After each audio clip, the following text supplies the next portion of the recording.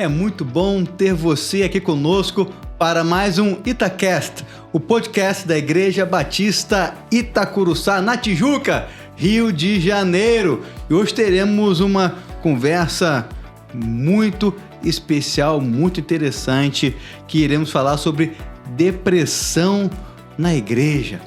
Você já pensou nesse assunto? Já conversou sobre esse assunto? Conhece alguém que tem depressão ou você mesmo pode estar em depressão? Então, nosso convidado aqui é o pastor e psicólogo Ailton Desidério. Uma alegria muito grande ter o irmão aqui conosco e sempre aqui, pastor Israel Belo de Azevedo. Muito bom mesmo a gente ter você aqui, Ailton, porque você sabe, profissional que é da área da psicologia, como a saúde mental anda afetada. Eu quero até fazer uma pergunta, se você me permite, preliminar.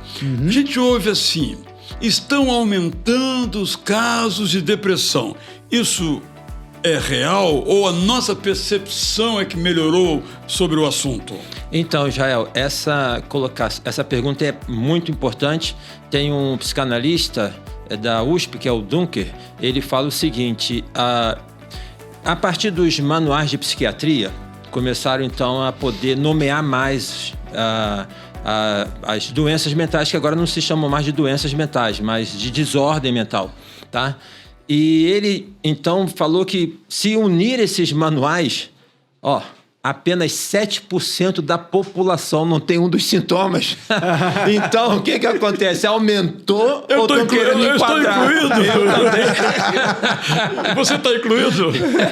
Então, essa questão, né? Eu acho que tem sim um aspecto de que de poder diagnosticar melhor, de tudo, mas tem também um certo domínio, entendeu? De poder, como que eu posso dizer? Poder enquadrar as doenças como forma de poder estabelecer cura por medicamentos, aí por várias coisas, né? Então, esse é um dado. Por outro lado, tem uma psicanalista, a Maria Rita Kell, que ela fala o seguinte, se diz que tem tantos casos de depressão no mundo, e é verdade, são 300 milhões no mundo todo, e os desdobramentos são enormes. Aí ela faz a seguinte questão, o que há no mundo que tem gerado tantas pessoas depressivas? Então, o diagnóstico da depressão, tá com depressão. Mas o que está gerando tanta depressão no mundo? Isso é uma questão a ser conversada também. Nosso modo de vida. Mas antes de você começar as suas perguntas assim, daquelas profundas, deixa eu pegar uma outra simplona aqui, que é a seguinte.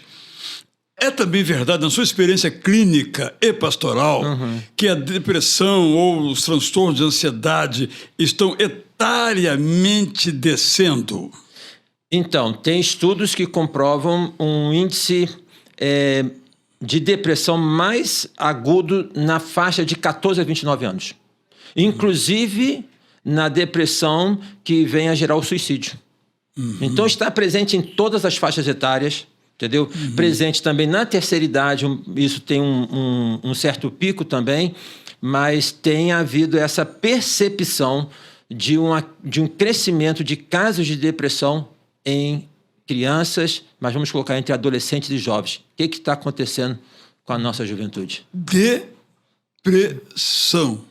Uma fuga da pressão? Israel, sem dúvida alguma, né? Sem dúvida alguma. E que pressão é essa? E para quê? E para quê? Mas aí que pressão é essa? Vamos pensar midiaticamente da pressão que é de você sempre estar bem. Então, nas mídias sociais sempre está bem. Bonito. Está sempre bonito, os filtros, né? Sempre para cima. Então, existe uma pressão e tem o filósofo contemporâneo, o Shu Buihan, que ele fala que existe um excesso de positividade. Entendeu? Que é essa questão de estar bem, de estar sempre... Então, há uma pressão muito grande e uma incapacidade de poder lidar com a pressão. Não sei se vocês percebem, com a própria frustração. Né? Parece-me que há tempos atrás tinha um pouco mais de casca para poder lidar com a frustração. Não é? É uma subjetividade, uma característica desse tempo. Hoje a gente tem ouvido e podemos ler muitas coisas sobre depressão. Existe uma definição bem específica sobre depressão ou é... Quando uma pessoa está realmente deprimida ou é, digamos, chateada com a vida, né? Bom, há de se diferenciar a depressão de uma mera tristeza. Um dos sintomas da depressão, e tem que ter alguns sintomas ali para que haja um diagnóstico de depressão, a tristeza tem que estar presente. Certo? Uma certa apatia tem que estar presente. São os dois sintomas que têm que estar presentes, com mais a depender do tipo de depressão. Uma depressão maior, uma depressão, né, menor. Se é a maior, tem mais sintomas. Se é menor, tem menos sintomas. E o que... Então, assim... Agora, na origem, lá na Grécia, era melancolia. O nome, né? O nome. Parece-me que depressão é um nome que começa a ser ventilado, se não me falha a memória, ali pelo século XVIII, até então. Depressão tem a ver com isso que você falou, um terreno onde tem um trânsito, vamos dizer assim, muito forte, o terreno ele faz esse rebaixamento. Então, existe uma pressão que causa esse rebaixamento.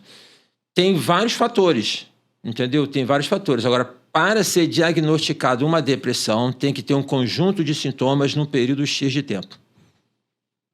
Quais os sintomas principais aí que pensando a gente nos nossos de olho, participantes assim, aqui, que estão... Alguns têm situações na família, aquilo é depressão, é uma outra coisa. Então, seria bom realmente alguns itens, não é? Que dê para a gente ter uma percepção, não para a gente fazer diagnóstico. Entendi. Que é de psicólogo, todo mundo tem um pouco. Para procurar ajuda, né? Exatamente. Então, não podemos confundir depressão com a tristeza do luto. Freud falou pouco sobre depressão, mas no texto que ele fala luto e melancolia, ele faz questão de enfatizar que esta tristeza pela perda não pode ser confundida com uma depressão. Entendeu? Então, a depressão, alguns sintomas. A tristeza, certo? Uma apatia pela vida, vou dar alguns conjuntos, que são muitos sintomas, alguns. Pode ser acompanhado de uma insônia. Então, a pessoa tem uma questão de que o depressivo está sempre lento. Ele pode ficar agitado. Oposto, então, né? Então, a depressão... Então, ou seja, pode ser insônia e sono demais também? Isso. Olha que ou hipersônia. Né? Ou hipersônia, um dos dois, entendeu? Uma perspectiva bem negativa da vida. Nada vai dar certo. Isso, bem pessimista, entendeu? Uma diminuição da libido, tá? O apetite pode estar exacerbado, pode estar diminuído, entendeu? A pessoa pode estar sempre querendo beliscar a geladeira para poder buscar alguma coisa lá, tá?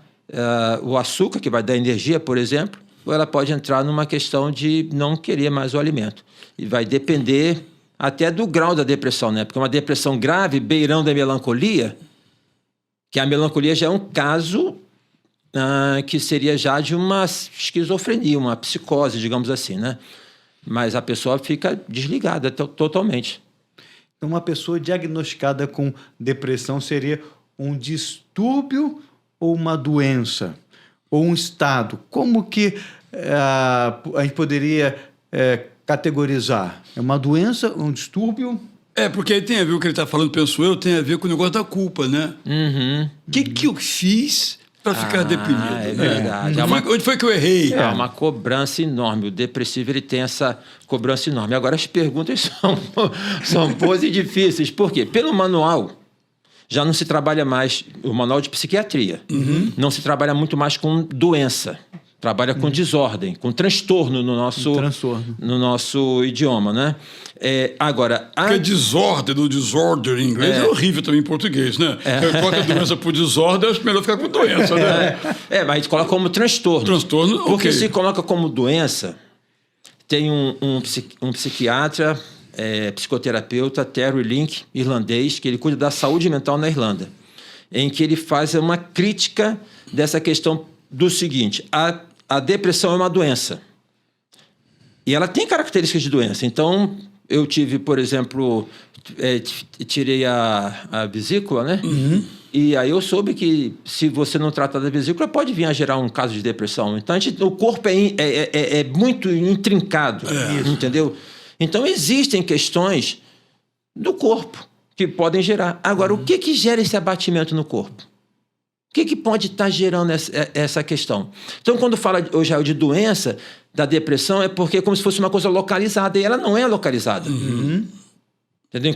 E no sentido de transtorno, porque é um conjunto de coisas que se configura dentro desse aspecto. Se é uma doença, tem um remédio, trata aquela doença. Muito embora tenhamos remédios para a depressão, certo? Eles são importantes em alguns casos, mas eles vão tratar aquela parte, digamos, da ponta do iceberg da depressão, e não necessariamente o que está gerando enquanto transtorno a depressão. Uma pergunta que eu já ouvi muito, sendo pastor, mesmo com pouco tempo de ministério pastoral: crente tem depressão? Claro que não. Com certeza não. Se é crente, não tem. E se ele falar que tem, esse Itacast acaba agora. É desse jeito, né? Eu, há tempos atrás, vi um banner de uma estupidez de uma igreja, não é do nosso meio, né, batista, mas colocando assim: cura-se a depressão em 5 minutos. Isso tudo? Demora tanto tempo, 5 minutos. Né? Então, é só ler a Bíblia. É só ver os sintomas elencados por Elias, profeta Elias. Isso. É só ler a história do profeta Jonas. O Salmo 42 descreve praticamente os sintomas da depressão. Minha alma está abatida. É choro, que é outro sintoma da depressão, labilidade emocional, choro imotivado, tá? Falta de apetite. Então, as coisas ali elencadas. Não vou falar da depressão em Jesus, mas vamos falar da saúde mental. O que Jesus disse no Getsemane? A minha alma está profundamente angustiada até a morte. Ô, Samir, e aí? Você me criticou porque eu falei isso. E aí? Eu não sabia. Eu disse o seguinte, que Jesus também experimentou um episódio de depressão. Aí o Samir falou assim, se não foi o Samir, foi alguém tão bonito quanto ele. Fica como você. Falou assim, essa aí não deu, não. Como se Jesus não fosse humano, né? Pois é, então. A questão é o seguinte: depressão ou um momento depressivo? Então, eu não falei que Jesus teve uma depressão. Eu falei que ele teve uma crise de angústia. Isso, profunda. Você está suavizando a coisa. Não. Você está com medo de aceitar a humanidade integral de Jesus. Não, eu aceito plenamente. O evangelho é encarnado. Você já me ouviu falar sobre isso, né? O evangelho não pode ser desencarnado. E Jesus é o evangelho encarnado. Eu quero abordar a questão assim como se fosse num aspecto mais abrangente. Saúde mental. Então, Jesus teve angústia. Sim. Outra coisa, ele entrou no templo, viu aquela bagunça generalizada. Ele sentiu o quê? Ira, raiva, chutou. Será que depois o evangelho não fala? Ele fala assim, puxa, será que eu exagerei? Não sei. Isso para mim já é heresia. Agora, que Jesus teve depressão, para mim não é heresia. Não é.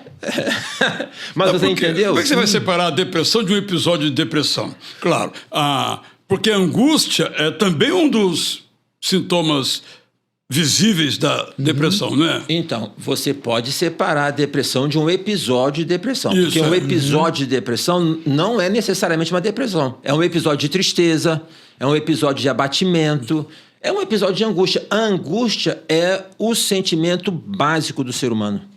Entendeu? Sem de certo modo, Jesus experimentou ali também um sentimento de rejeição, né? Sem dúvida. Orem por mim. O Samir, colega de Jesus, dormiu. Vai dormir. Ô, Samir. Hoje eu estou pegando o pé do nosso apóstolo Samir aqui. É verdade. Então, só para poder exemplificar e desmistificar essa questão de que crente não pode ficar deprimido. ou passar por quadros depressivos. Por que não? Muito embora, no contexto de igreja, se dá mais atenção quando se tem alguém e tem que fala, eu estou com esta doença, um câncer, por exemplo, do que alguém que vai falar que está com uma questão de um abatimento emocional, uma questão de depressão. Há uma tendência em poder alijar essa situação. A gente ora porque está com câncer, mas raramente ora porque está com depressão, até porque as pessoas não pedem. É verdade. Isso. Por quê? Porque tem medo de ser julgado. Você não tem fé? O que tem uma coisa a ver com a outra? Né? O que tem... O salmista fala, quando eu temer, eu hei de confiar. Ele não exclui uma coisa da outra. Por exemplo, no Salmo 23, né? O magnífico Salmo 23, ele não diz que a gente não passa pelo vale da sombra da morte, para usar a versão tradicional. Ele diz que ele vai estar conosco. É verdade. Mas o vale está lá. Isso. E vamos passar por ele. E existe alguma forma da gente prevenir a depressão, um estilo de vida, algo que a gente pode prevenir ou não? Não, sem dúvida alguma, o estilo de vida é importante. Tem a ver com a alimentação, tem a ver com a prática de exercício. Uma questão muito importante no próprio tratamento da depressão é a prática de exercício. Tá? Tem a ver com a questão da qualidade do sono. E a questão do sono, dentro de um contexto que nós estamos, há sempre uma convocação a estar ligado. Então, a orientação é desligue as mídias 2 horas antes. Não tenha muito daquelas influências da influência da tela do computador, porque isso causa estímulos, né? Então, o corpo, na beleza da formação que Deus nos fez, para acordar, na penetração da luz, desperta um certo tipo de hormônio em nós, para que possamos estar em vigília. Na virada do dia, é um outro tipo, que é a melatonina, para você poder relaxar e poder dormir. Então, cuidar da qualidade do sono, que é um problema que as pessoas não estão cuidando, estão fazendo o quê? Tomando ansiolítico. E, em boa parte, por conta própria. E para sair disso, pois que entra... É complicado, porque há uma... ele se torna viciante, né? A pessoa se torna dependente. E quando foi lá no Valium, que eu acho que era quando começou, quantas pessoas ficaram dependentes? Né? Isso, e ainda hoje. E a indústria farmacêutica cresce muito. E esse estilo de vida de muito estresse, que nós estamos cada vez mais mergulhados no estresse, tem uma influência ou não? Porque eu fui criado na região serrana aqui, uma cidade muito calma, muito tranquila. Eu nunca ouvi de nenhum colega adolescente, jovem, sobre depressão, alguém que tivesse depressão. Pelo estilo de vida muito tranquilo. Ou talvez porque também não se falava tanto sobre depressão. Mas hoje, como o pastor Sérgio apontou aqui, a gente vê que cada vez mais cedo, né, crianças, adolescentes, jovens estão no estado de depressão. Será que essa pressão, esse estresse já começa na escola? Você precisa ir para a faculdade, mercado de trabalho. O mercado de trabalho hoje, as grandes cidades, barulhos, tantas informações e desinformação também. Será que isso não tem estimulado? Com certeza. O adoecimento não pode estar dissociado do contexto da doença. Então, vamos pensar assim. Se tem numa região que tem uma incidência de verminose em criança, o tratamento não é só dar o medicamento para poder eliminar a verminose, mas o que há naquele ambiente que está causando isso. Então, existem fatores inúmeros, já citamos aqui a pressão, certo? A cobrança da perfeição, o imperativo da felicidade. Tem que estar feliz. E se você é crente, então, é sorriso de orelha a orelha o tempo todo. Não pode ter expressão de tristeza. Entendeu? E vários outros fatores, assim, do concreto, da própria alimentação, da qualidade dessa alimentação, do que está nessa alimentação. Então, tem todo um conjunto influenciado nas questões subjetivas, as formas, as cobranças, o bullying. Porque as pessoas são diferentes, né? Por exemplo, o cara chega assim e fala assim, você é feio. E daí? Você é barrigudo? Não tem problema nenhum, entendeu? Mas uma pessoa fala que você é feio. O mundo acaba que falou que eu sou feio. Quanto você tem que ser feio, ser gordo, ser alto, ser baixo? Mas eu queria fazer uma pergunta, Ailton, que é o seguinte. Você acha que você está nesse negócio da psicologia, do pastoral, já tem umas décadas, né? Tem 37 anos. 37 anos. 37 como pastor, 27 como psicólogo. Então esse cabelo branco aí não é assim... Você não pintou para vir no podcast, não? Tá bom, só para saber. Mas você nota que a igreja, muito honestamente, certo, tem se tornado um ambiente mais seguro para quem tem o transtorno ou ainda é um lugar que predomina o preconceito? Ainda predomina, mas tem se tornado um lugar mais seguro. Tem tido mais abertura. Eu tenho falado em seminários promovidos por igrejas sobre saúde mental. Isso não se falava antigamente. Tá? Tem projetos como você tem lá em Itacuruçá, que é o... Celebrando a Transformação. Celebrando a Transformação, que é um espaço de fala. A fala é fundamental para poder superar as dificuldades. E é onde está a base da psicanálise, é a cura pela fala. Uma coisa que vai, inclusive, na questão da doença, Israel, porque ao paciente, ao doente, lhe cabe uma postura, que é qual? Seja paciente. Então, ao doente, se ele está hospitalizado, seja paciente. Vira para lá, vira para cá. O próprio doente, ele fala, se eu reclamar muito, vão me espetar. Então, elimina a fala.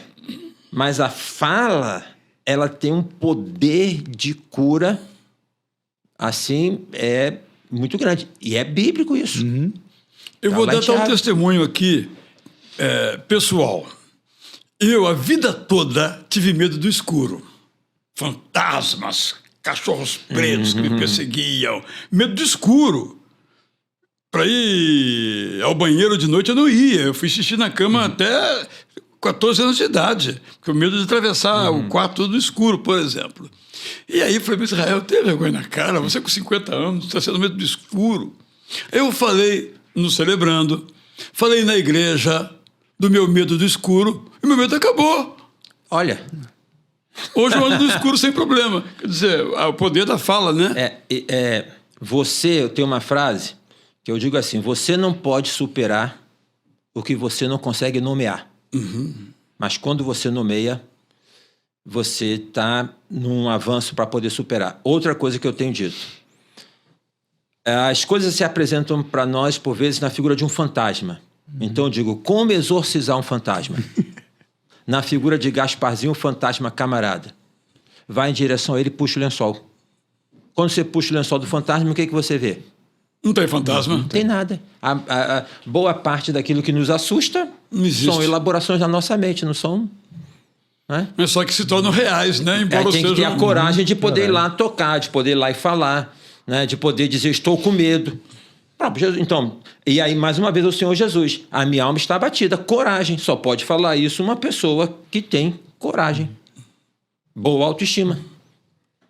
Mas aí, uma das marcas da depressão é uma baixíssima autoestima, não é verdade? Aí, você falou da positividade, por outro lado, o evangelho é positivo. Eu gosto quando Paulo diz assim, olha, eu sou o pecador, eu sou o pior deles.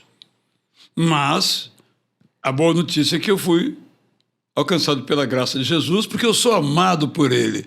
Então, eu acho que isso muda muito nesse sentido. O evangelho é positivo, positivamente falando, certo? Não é falso, ele é positivo. Ele diz que eu sou pecador, mas ele diz que eu sou amado. Então, a positividade que eu me referi, do Churran, é essa questão que ele fala que é do excesso do desempenho, é de você ter uma cobrança que você é bom, que você dá conta, que você pode. Porque é o seguinte, hoje você tem o mundo às suas mãos. Você pode trabalhar de casa. Se você não trabalha, se você não avança, o problema é seu. Tá entendendo? Então, esse excesso de positividade é nesse sentido. O evangelho é positivo, Porque ele nos convida a podermos ver a vida de uma maneira que seja assim, de não negar a realidade, mas não se curvar perante ela.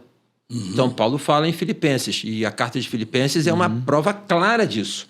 Tá? Ele preso, a tônica é a alegria, e ele fala, você está abatido, sei isso, sei aquilo, mas eu posso todas as coisas naquele que me fortalece. Não é ufanismo. Ele vê a realidade, ele analisa as circunstâncias, mas ele fala, através da confiança em Deus, eu posso passar por isso. E é verdade. Passa pelo vale da sombra da morte. Não tem um vale? Tem um vale. Mas com a confiança em Deus, com a dependência dele, passa por este vale. Com certeza. Nós não sabemos muitas coisas sobre a vida do apóstolo Paulo. Mas quando ele fala, por exemplo, em Coríntios, do abatido, mas não derrubado, o perplexo, mas não derrotado. Ele fala nós. E talvez seja eu, né? Falando de si mesmo. E eu acho que é um pouco disso que nós temos todos que restabelecer, não é? Sem dúvida. Porque todos nós temos momentos de perplexidade. Você citou o caso do luto, não é? Como é que eu vou lidar com a perda de uma pessoa querida, de uma pessoa em que eu me via, uma pessoa com quem eu caminhava junto? Como é que eu olho agora para o lado e não a tenho? Sofrendo, difícil. Não tem outro jeito. Não tem outro jeito. Não tem... E se nós percebermos que o Evangelho não é uma proposta de eliminação do sofrimento, mas é uma proposta de enfrentamento e superação do sofrimento. No mundo, vocês terão aflições, mas tende bom ânimo. O que vem desse evangelho distorcido que vem na própria teologia da prosperidade? Pare de sofrer, não tem sofrimento, quem confia em Deus.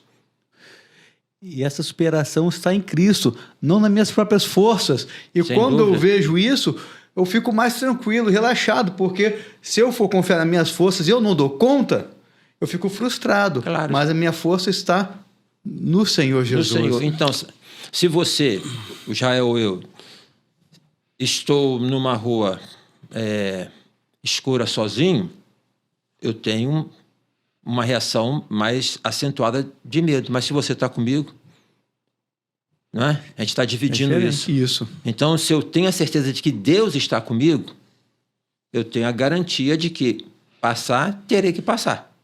Mas Ele está comigo. Vai passar. Quando o irmão fala sobre dividir, também penso no pedir ajuda. Quando é a hora de pedir ajuda? Quando alguém que está num estado depressivo, qual é a hora de pedir ajuda? Segura essa aí, que eu tenho uma pergunta para fazer. À luz do que você falou antes, eu acho que essa é o objetivo do programa, acho que é essa a sua pergunta aí. O lance da culpa. Como é que você liga? Porque parte da psicologia diz o seguinte, psicologia vulgar, não é? Comum, não é? Não sinta culpa. E o evangelho diz, você é culpado, você é pecador.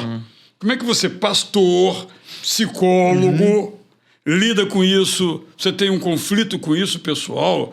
Ou aconselhamento e na clínica? Então, todos nós, penso, temos esse conflito. A culpa está presente em todos nós em alguns momentos. A questão a culpa é um sentimento, dos sentimentos de vivências do ser humano. A Bíblia coloca isso no Velho Testamento, ser, e aí poderia ter toda uma discussão do ser, né? E do humano, ser humano. Então, há uma tendência de poder falar de sentimentos negativos e aí coloca-se a culpa como sendo... Não tem sentimento negativo. Existem sentimentos. A culpa é um recurso que te dá, sabendo se utilizar dela, para poder ser o seguinte, errei. Não deveria ter feito, errei, me falta a condição e você poder se refazer, se reconstruir, né? Então, nesse sentido é a proposta do Evangelho. Não, eu não consigo. Por mim mesmo eu não consigo. Ok, então eu me rendo ao Evangelho. Eu vou buscar o frescor do Evangelho, tá? Eu procuro na prática, eu fui falar na igreja do Davi Curtis e eu achei bem interessante a forma que ele me apresentou. até por conta daquele encontro que nós tínhamos lá com pastores, ele falou assim, o Ailton, ele é um cara que ele está sempre procurando como que entender. Então, na minha prática, eu atendo muita gente na clínica pastoral, sempre atendi.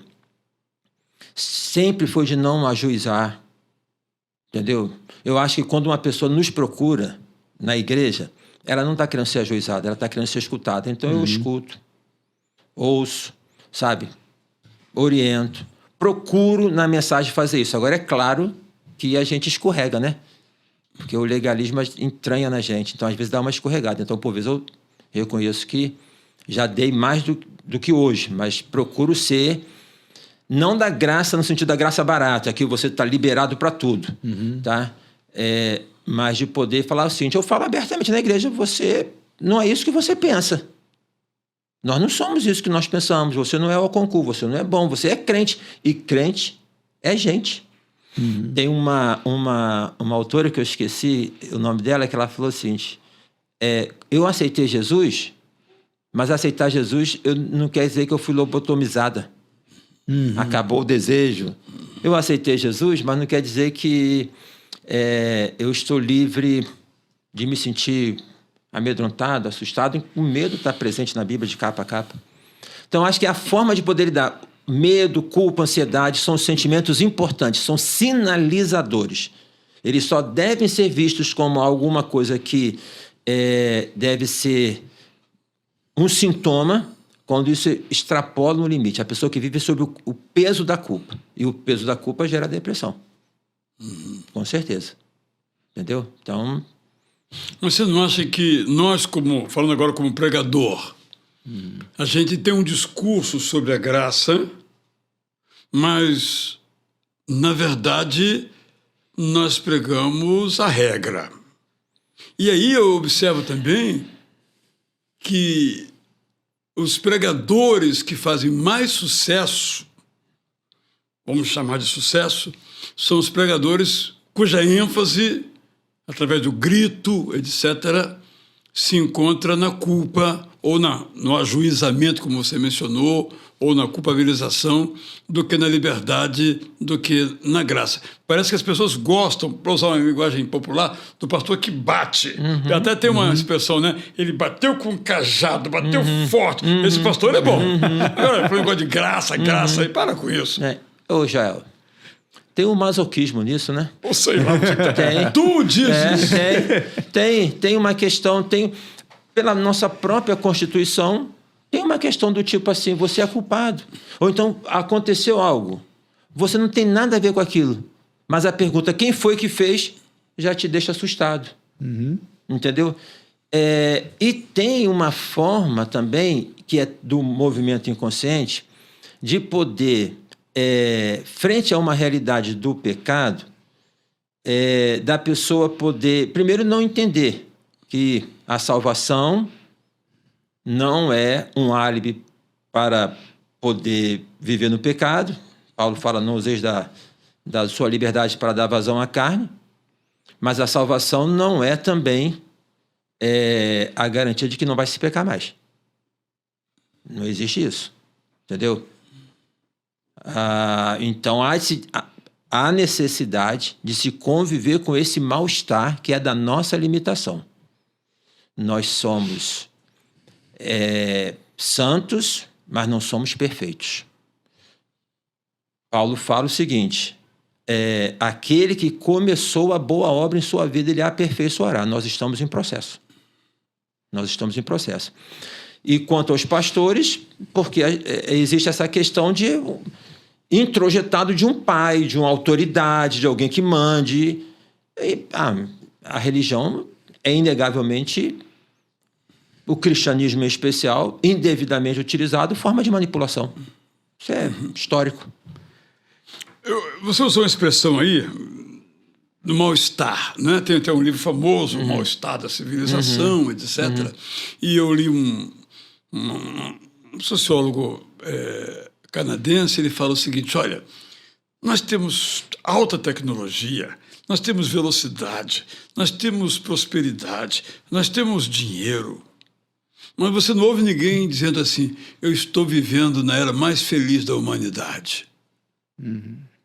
o que às vezes não dá um sentimento desse mal-estar?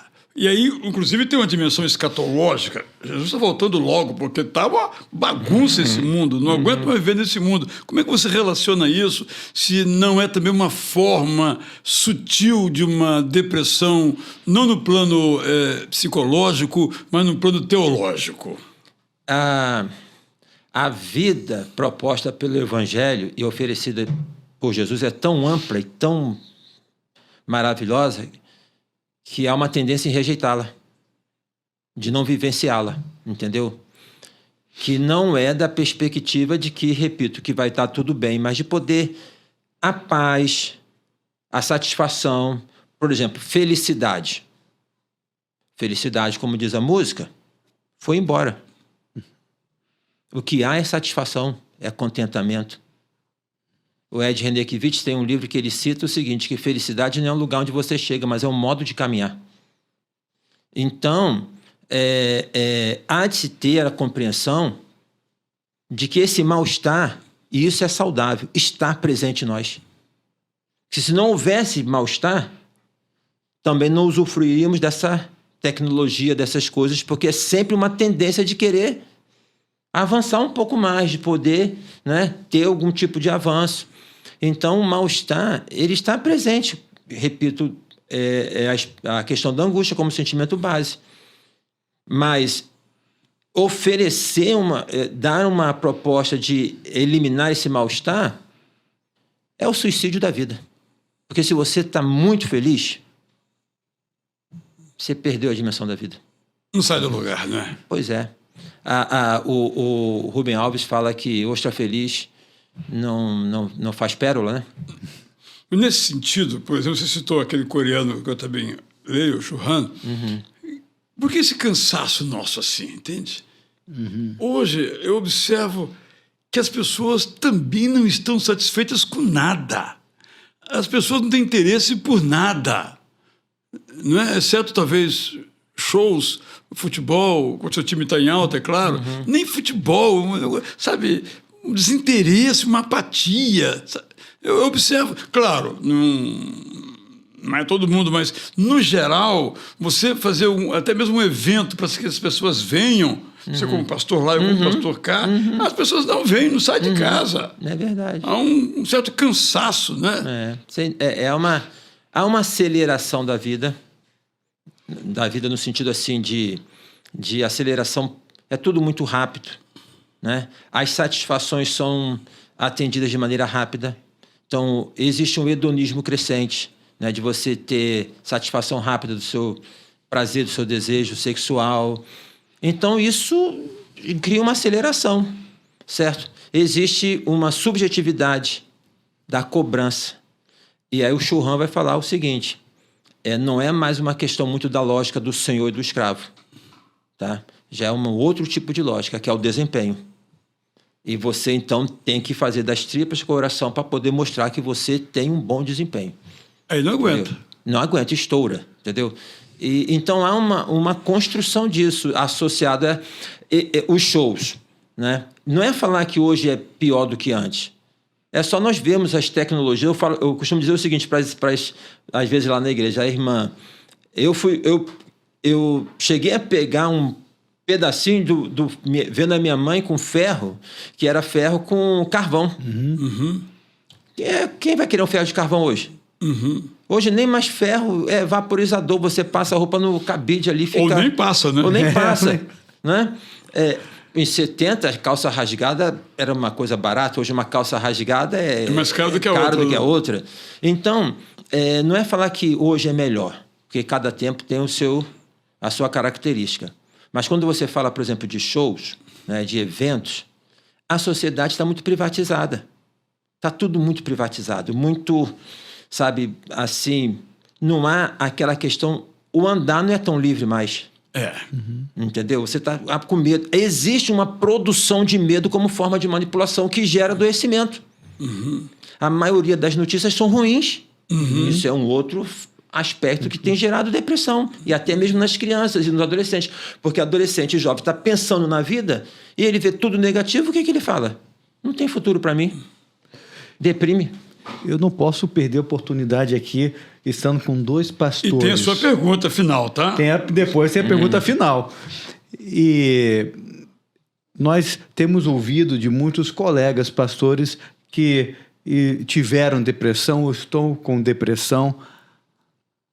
Desidério, aonde nós estamos errando como pastores? Nós estamos errando feio, né? Porque a gente não dá muita atenção. Primeiro que pastor ainda é uma entidade, não é uma pessoa. Entendeu? Tem até pastor que se refere a si mesmo como o Pelé fazia. Hoje o Pelé fez muitos gols. Quem fez gols? Ele, o próprio. Então hoje o pastor esteve numa reunião, eu procuro pelo pastor. Cadê o pastor? Ele mesmo, né? É uma entidade, né? Pois é, então. Isso é uma questão de adoecimento muito grave. Não há uma atenção. Eu fui falar num congresso lá em Montevidéu para o cuidado de cuidadores. Uhum. Não há muita atenção para isso, né? E o pastor, ele tem um leque de ação e de variação enorme. Nós já vivemos uma festa e um funeral, entendeu? No mesmo dia, nascimento, 15 anos e funeral. Mesmo dia. Então, há uma questão, assim, institucional. Não se dá atenção para isso. A organização vale mais do que a pessoa. E aí, quando a organização vale mais do que a pessoa, ela compromete a sua qualidade, né? Não há uma educação teológica no sentido de poder colocar que você é crente, você é gente, que você É pastor também, é gente. é gente. O adoecimento dos nossos colegas pastores é seríssimo. É muito sério. Mas eu acho que, em parte, também, eles também aceitam esse papel, né? Introjeta, não é que aceita voluntariamente, conscientemente, entendeu? Mas introjeta. Até porque, assim... Sobrevivência também, né? Sobrevivência. E por que está no ministério? Ele aprendeu que é assim que tem que ser também, né? É, assim tem que ser. E por que ele está lá também? Por que ele foi para lá? Por que ele foi para ser pastor, não foi ser outra coisa? Eu vou falar do que eu já ouvi. Tem uma admiração, tem um retorno. E uma pessoa, então, vamos supor que tem uma baixa autoestima, entre aspas, ela vende a alma para o diabo, para poder ter o elogio do outro. O elogio do outro é que alimenta ela. O elogio é bom, faz parte, mas viver na dependência é complicado, né? Então, a atenção com nossos colegas pastores é um caso assim... Mas eles buscam ajuda? Eu atendo alguns. Mas se a gente pegar assim como demonstrativo, a coisa é bem maior, né? Eu fui falar na pandemia, numa igreja, e aí, quando eu cheguei lá, o colega, na recepção, assim, eu tô mal, tô isso, entendeu? Só que é aquele negócio, eu tô mal, eu vou pro culto, aí veste aquela capa, eu tô bem.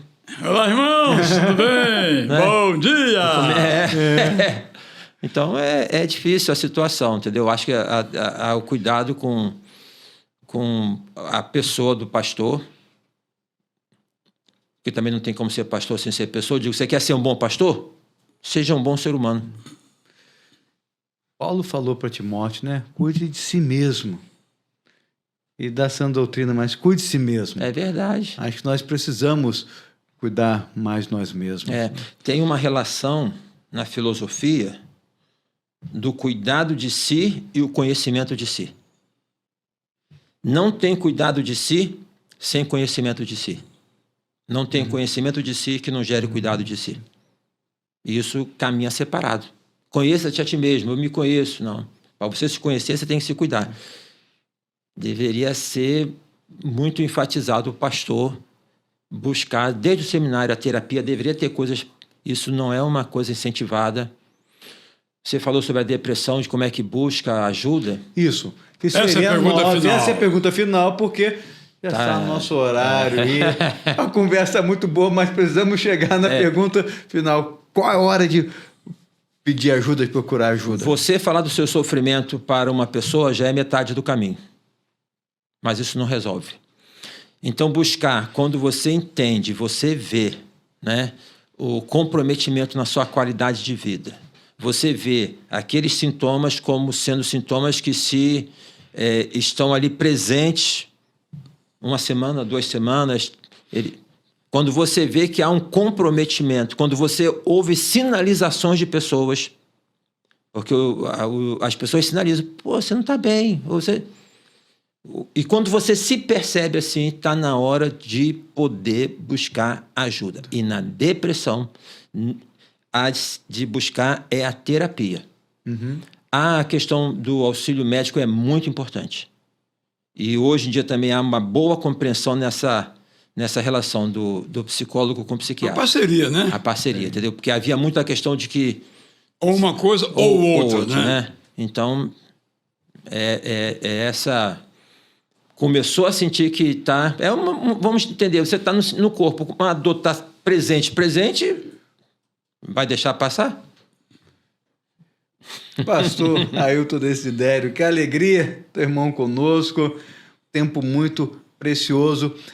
E vamos concluir agora, mas antes eu gostaria que você deixasse aqui o seu contato, alguém que queira continuar a conversa, fazer perguntas, como pode te encontrar, Instagram, endereço, como que pode fazer para lhe encontrar? Então, estou pronto a atender, entendeu?